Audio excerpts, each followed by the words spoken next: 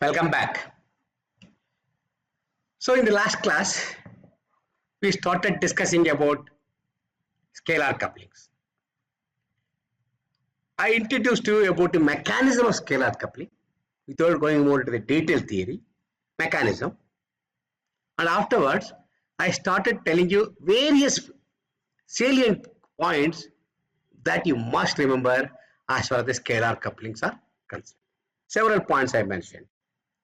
And of course, when I came to this point, I was almost, things were getting late, so I had to go in a hurry. Let me repeat it here, especially these 2 points.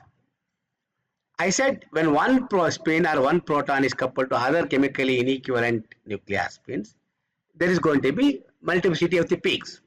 I said in the previous slide, if you remember, I said here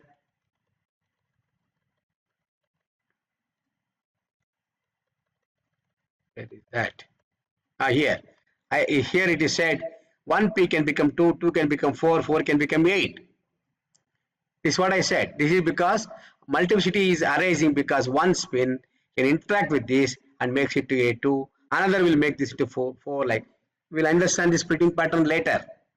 Lot more things to discuss about these things. We'll come to that later. But what I wanted to tell you is, especially when you have chemically inequivalent spin, there can be multiplicity. But we can give that by a simple expression called 2ni plus 1. When is the number of protons or the number of spins which are in the equivalent group. For example, if I take CH3, all the 3 protons are equivalent in the group of CH3. If I take N is 3, what is proton spin? I is equal to half. Then you have to just plug in the value of spin and the number of protons in that group of equivalent spins. For example, if CH2, N is 2. Like that. If it is CH4, N is 4. Like that. This is the simple formula to understand the multiplicity. We will discuss that later. Okay. Another important point for coupling among the equivalent spins. If I see this coupling, here in the previous example I showed you intensity 1 becomes 2, 2 becomes 4, 4 becomes 8 like that. Then what is happening every time? Intensity is same. 1:1. It becomes half, again 1:1, again half. So like that, whatever the splitting pattern, but each line will have the same intensity. First it is 1, then it will become half of equal intensity, again 4 of equal intensity, then 8 of equal intensity. That is when they are chemically inequivalent spins, and they are individual spins. Now for the chemically equivalent group of spins, this is the formula for multiplicity. But for the intensity of them, it is not just 1:1. It goes by what is called Pascal triangle or coefficients of binomial expansion. This is the point which we will discuss today. Mostly, I'll teach you what it is, why it is happening, and everything.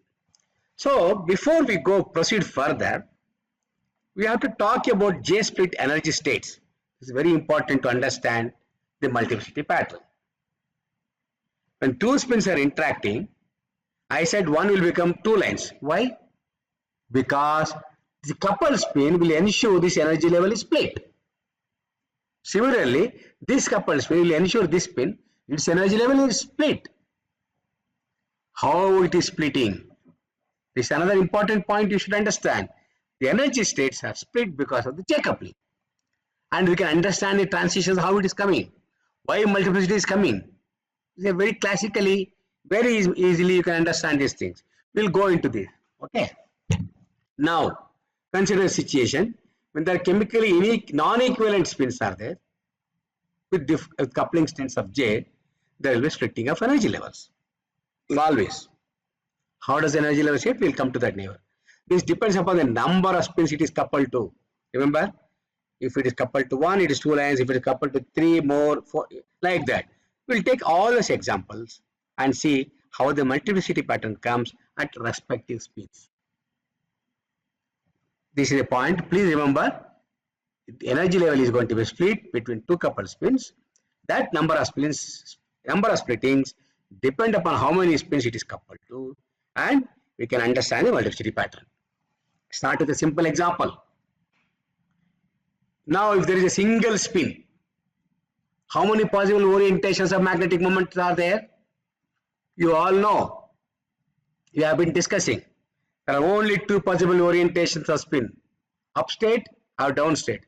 Alpha state or beta state. That's what we have been discussing. Right from the day one I discussed this. There are two possible spin states or spin of nuclei.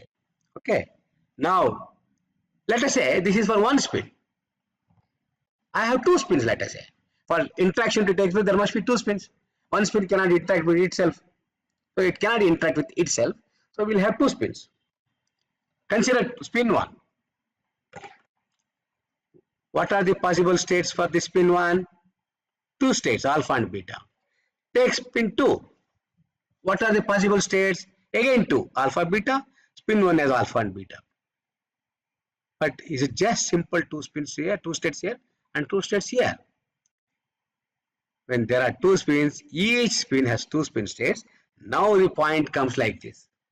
I am qualitatively giving you idea about splitting mechanism. Please understand this. I am discussing about the splitting mechanism now. Consider this proton A, and I am not worried about the hypothetical molecule. I am not worried about what are attached here and about the different valencies of carbon. It could be X, Y, Z, different attachments. But as far as my understanding of the splitting is concerned, I consider only two protons separated by 3 covalent bonds.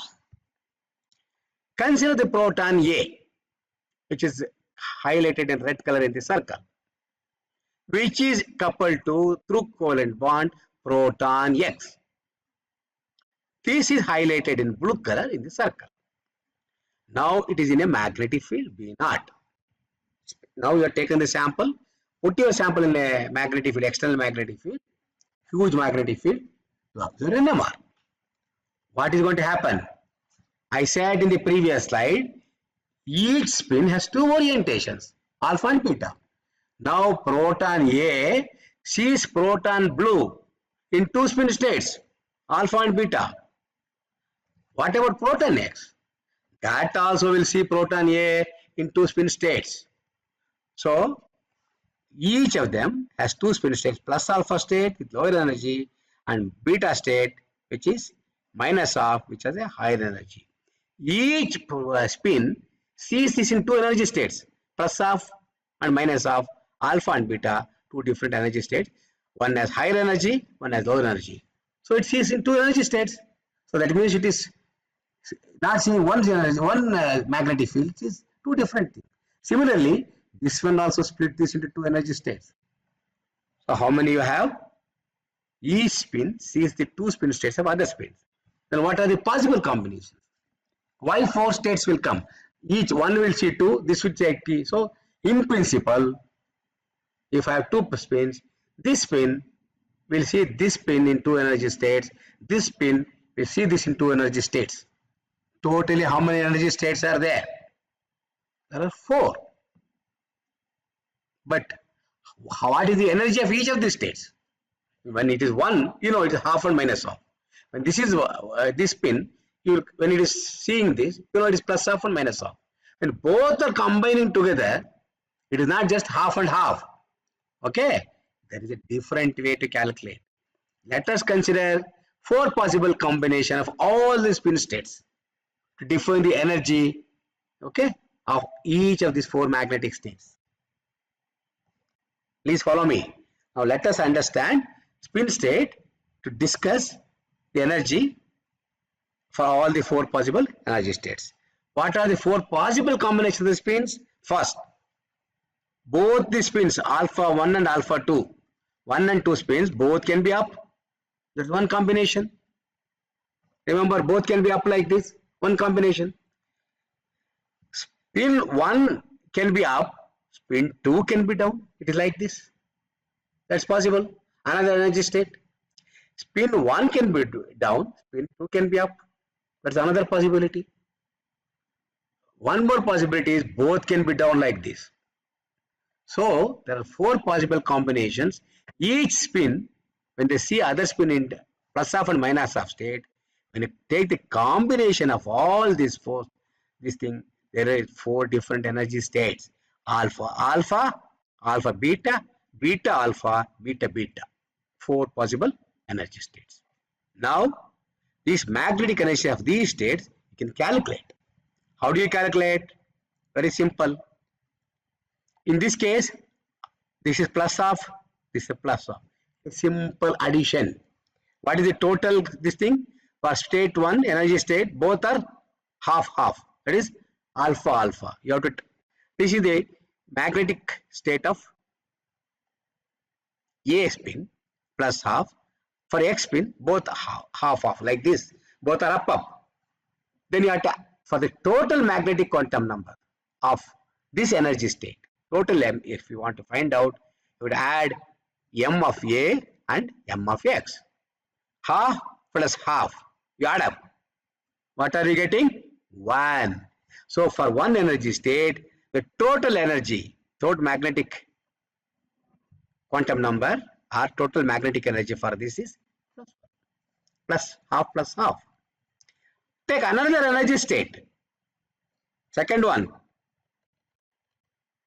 Plus half and minus half. If you add up these two, 0. Fine. Take the other energy state 3. This is minus half. This is plus half. So total magnetic energy is 0. Fz. That is sum of mz a plus mz x. Okay. Total magnetic moment along z axis for this a spin and this spin. If you take the total this thing, it is 0. Now for the energy state 4, the magnetic moment of this is minus half. This is also minus half. Take the sum of this, it is minus 1. Minus half plus minus half is minus 1. So in the last column I am writing Fz. Fz is nothing but the sum of the magnetic quantum numbers of each energy state. Each energy state. Each energy state here plus half minus half minus half. So this is the energy. Now we should not consider as individually plus half minus half plus half minus half. No. Take the combination. Now there are 4 different energy states for 2 coupled spins. Very interesting, isn't that? How we arrived at 4 energy states. Now we will write down the energy level diagram. How it comes. This is all essential to understand. So that you know how the transitions occurs. How the peaks come when 2 protons are coupled. You must know. For this you must know how the energy level comes. So I will write down the energy levels for homo and heteronuclear spins now. For homonuclear spin, this is the energy level. Very interesting. Why? Look at this. Both are down minus 1. It is a higher energy. Because E equal to minus mu dot B naught. In this case, both are negative. So it will be minus 1 into B naught. So this is higher energy. So that is why this spin down states is always higher energy according to energy level diagram. So it is written here. What is this magnetic energy state? What is this mz here? Total minus half. This is minus 1. This state has total magnetic moment of minus 1. What about this state? 0.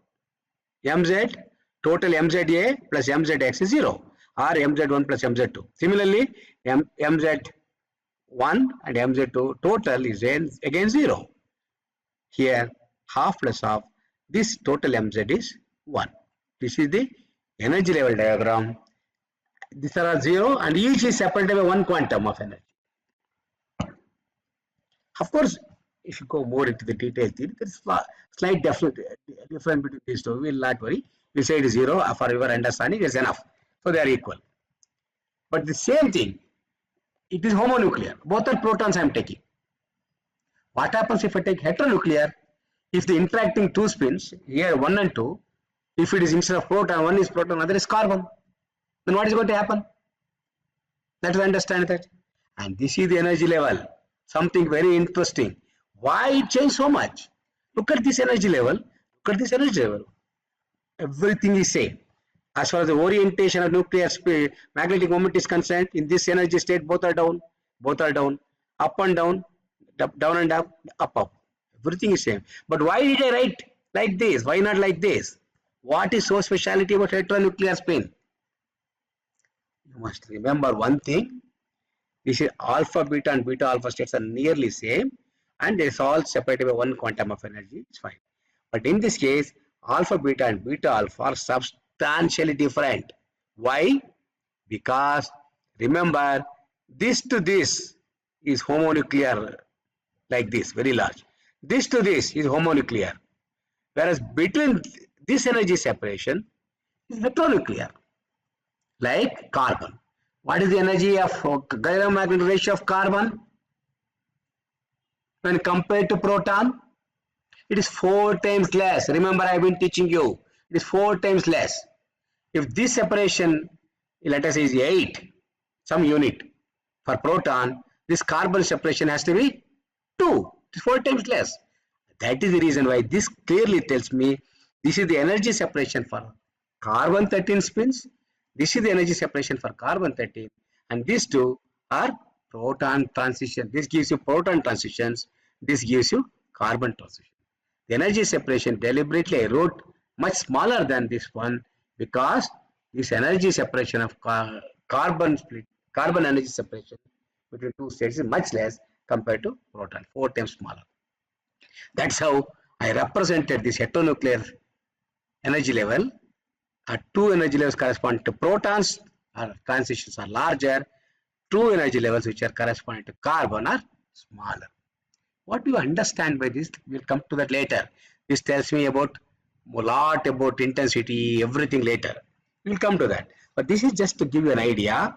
When you want to write down the homonuclear energy states, we write like this. For heteronuclear, we write like this. When I discuss NOE, all these things are important. Please remember, on one of the classes I'll come to NOE. I will have to understand, teach you all those things. Now, 4 energy states of 2 spins will start. Let us see what will happen if I see this thing. Okay. So, these are the 4 energy states of 2 spins. Exactly. Delta sigma of Mi, MZ for MZ for this one, MZ for this one, A and B. This is 0, this is 0, 1, and minus 1 and plus 1. This you should never forget.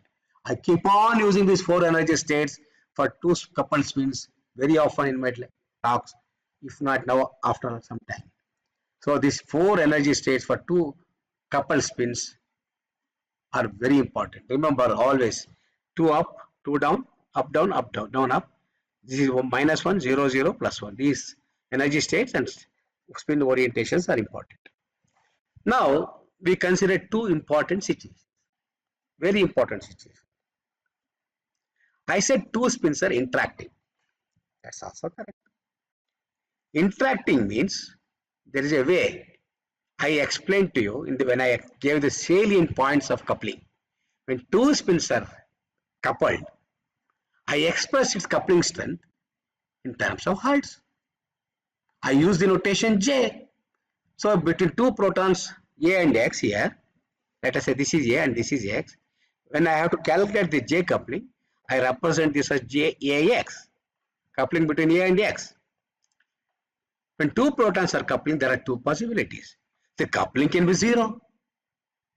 Who says coupling should always be there? They may be coupled, but coupling is very small or negligible or 0. It's called uncoupled spins. Coupling is 0 for in case of 2 spins. Or coupling can be non-zero. Remember the point. Coupling can be 0 or non-zero. Non-zero means it could be minus or plus. I don't care. I just take magnitude. The coupling in this case, one possibility is uncoupled. They need not be coupled. They can be simply there without interaction. Or they can interact with the coupling strength of JAX, which is non-zero. You're all with me, I hope. Okay. Now consider a situation of one possibility. How many transitions you get in 2 uncoupled spin-off nuclei? Please understand this point. I am considering 2 spins which are coupled, for which we wrote energy level diagram. Now I will put a condition JAX is equal to 0. Remember, JAX is 0. And they are non-equivalent nuclei. They are different chemically. They are different. Chemically inequivalent spins. Means chemical shift of one proton and other protons are not same. They are different. This is the condition I am putting. They are chemically inequivalent spins. At the same time, the coupling is 0. This is one of my conditions. Let us see in this situation how many peaks I expect. It's very interesting. From the energy level diagram, you can get an information about the possible transitions. How many transitions you get in 2 spins, 3 spins, like that. Of course, you don't go and do for 4 spins, 10 spins like that. After some time, it will become cumbersome. Okay, it's not easy to go beyond 2 or 3 spins. So you can get analytical solution up to maximum 2 spins or 3 spins. Beyond that, it is very difficult. But now the energy level diagram, let us try to understand and see how many peaks we are going to see. You're all with me, I hope. Now go back to my energy states. This is our which spins? Homonuclear spins. Now we have 4 possible energy states. What is the magnetic energy of this state? -1. Both are negative, half of, minus of, plus of, minus of. This is 0. This is 0. Minus of, plus of, plus 1, plus 1, plus of, plus 1. So these are the possible orientations. Now you remember what was my condition of selection rule in one of the classes when I was talking about the fundamentals or basics of NMR. When we tried to see the signal, I introduced what is called selection rules. What is a selection rule in NMR? Okay, the change in the MI of each energy between 2 energy states, change in magnetic quantum number MI for each energy state. If you take between the energy state, what is the change? If it is +1 or -1, is an allowed transition. Don't forget my selection rule which I told you. The selection rule is find out the total magnetic moment or of magnetic quantum number of each energy state. What is the magnetic quantum number of this state? Find out what is the magnetic quantum number of this state and all the 4 states. Now find out what are the allowed transitions. Allowed transition is change in the total magnetic quantum number between 2 energy states must be +1 or -1. Remember this point. So now let us look at the diagram. What are allowed transitions? Can we allow this transition -1 to 0? Of course it is allowed, because -1 to 0 the change is only -1. If you go from 0 to -1, +1. So it is an allowed transition. What about this one? 0 to -1, -1 to 0, allowed transition. What about this one? 0 to +1? Of course, yes. If it comes, it is -1. If you go this way, it is +1. That's allowed. Same way here, 0 and 1. Of course, it is allowed.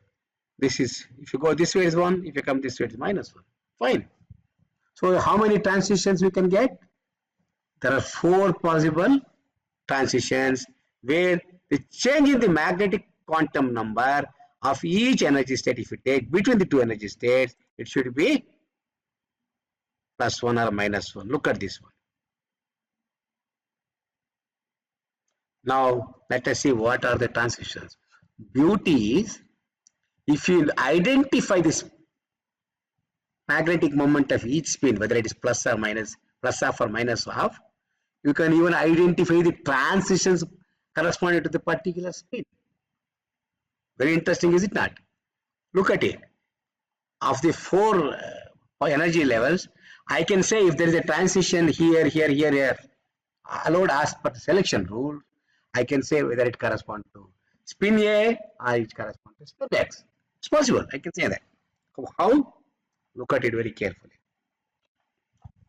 What is this transition here? What is happening here? Look at carefully.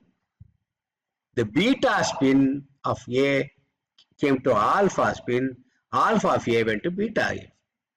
It's allowed. +1 to -1, right? 0 to -1 is allowed.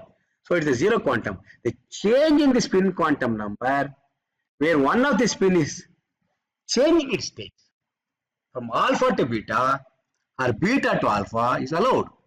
And which spin is changing its state? A of alpha of A is going to beta of A, and beta of A is coming to alpha of A. So this transition must be corresponding to A. Similarly, this cannot undergo. See, X cannot undergo because both are beta beta minus of. So that cannot take place. It has to be only alpha spin. A spin is changing its state from alpha. It has to flip. One of the spin has to flip from alpha to beta or beta to alpha. Here both are beta beta. There is no question of X spin flipping in this energy level. You understand? In between these two energy states, beta will not flip. It cannot go from alpha to beta, beta to alpha like here. If both are in beta state, it remains like that. Are you all with me? Please follow me carefully. In this case, A spin can change from alpha to beta and beta to alpha. The allowed transition, I will say this is A transition. X is not possible here. You see, this is A transition. X is not possible here. Now, that is allowed. That is A transition. What about this one? Here also, alpha A is going to beta A came to alpha A. Again, +1 to 0 is allowed transition. So this is what? Again, it is an A transition. Okay, this is an A transition. Now, you identify two A transitions. What are the next allowed transitions? Here, 0 to 1 is allowed. But here, beta is, A is not changing it this state. A is still remaining as beta. What about X? X is changing from alpha to beta or beta to alpha. You understand? So, what is this transition? This is X transition. Fantastic, you know. We could even identify the transitions. Normally, what do people do? Take the NMR spectrum, start interpreting peaks. Which is CA3, which is CH2, which is aromatic. Fine. That's one way. But now, you can even identify the transition coming from a particular spin. Okay, what is next allowed? Think carefully. Now, what about this transition? This alpha, okay, this is allowed. A was done. Now, this one. Alpha of X can go to beta of X. But alpha of A remains same here. That will not flip. So, in this transition, A is not flipping, but B is flipping. I'm sorry, X is flipping. Fantastic. So, what is this transition? X transition. You're all with me. See, very carefully understand now. I'm going to tell you again. Transition from this state to this state is allowed, where A spin is going from alpha to beta, coming from beta to alpha. X spin cannot flip here because both are in the beta state.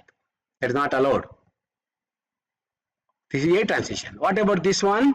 Alpha of A is going to beta A and beta A is coming to alpha A. That is allowed. That is A transition. This alpha X can go to beta X can come to alpha X. But here A will not undergo transition because both are beta. That is X transition. What about this? Alpha X can go to beta X can come to alpha X. But these both are in A. Up. There is no A transition here. This is X transition. So how many transitions you got? 4 transitions. But what are the frequencies? This energy is exactly same as this energy. This energy is exactly same as this energy. What does it mean? Frequency of this A and frequency of this A transitions are identical. There is no separation at all.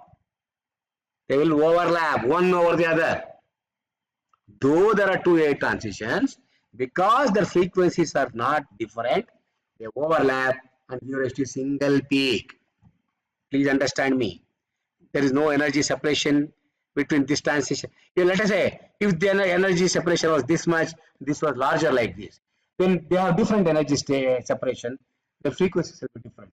Then they will come at different places in the NMR spectrum. But now the energy separation is exactly identical, so the transition frequency is exactly same. So they overlap. Both A will overlap and give rise to single peak. Similarly, look at the X transition here. And X transition here. Exactly, both of them have the same energy separation, same frequency. What does it mean? X transitions also will overlap like this. So, please understand, in the non-interacting spins, two spins, there are 4 energy states. But it so happens there are 2 A transitions and 2 X transitions. However, the frequencies of 2 transitions of A are identical and give us to only one peak. They overlap. Still there are 4 transitions. But in the spectrum you observe 2 peaks because 2 are overlapping in A and 2 are overlapping similarly in X. The 4 peaks appear as 2 peaks for you because of overlap of 2A and overlap of 2X transition. And this is the type of spectrum you get. 2 peaks for A with identical frequency, 2 peaks for X with identical frequency, gives us a singlet for A and singlet for X, 1 peak. Singlet means 1 peak. So assuming proton A is more shielded than proton B. What do you mean by that? Proton A is more shielded means it comes high field. And X is less shielded. So it comes downfield. So chemical shift of X is larger than chemical shift of A when expressed in ppm. So delta of X is larger than delta of A. That is my assumption.